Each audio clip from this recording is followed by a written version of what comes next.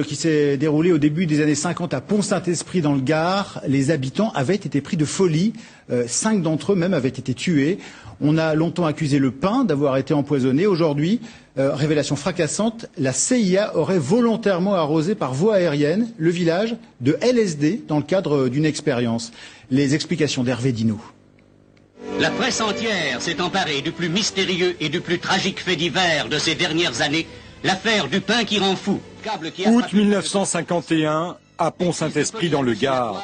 La ville est soudain en proie au délire. Près de 300 personnes sont sujettes aux hallucinations. La vente du pain a été aussitôt interdite et à Pont-Saint-Esprit, les biscottes... Elle avait des crises terribles d'hallucination, se dressant sur son lit, voyant le sang qui tombait du plafond de partout, voyant des tigres qui bondissaient dessus, des lions, des ours. Et puis on se levait, on ne savait pas où on était, enfin, on partait en vélo. Moi je parlais, il y en a qui faisaient l'avion en réaction par les fenêtres, ils se sont tués. Et à 7 reprises, les corbillards vont sillonner les rues de la ville.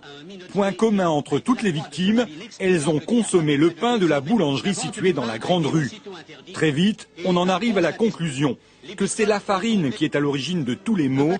Elle aurait la maladie de l'ergot, un champignon parasite des céréales. À l'époque, l'enquête n'ira pas plus loin. Mais fin 2009, l'affaire rebondit avec les révélations d'un journaliste américain sur la base d'informations recueillies auprès d'anciens agents de la CIA.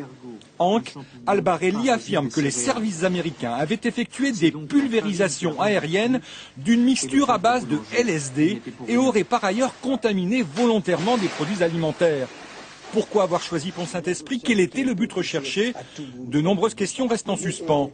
Et si la ville est aujourd'hui totalement décontaminée, l'affaire reste hallucinante.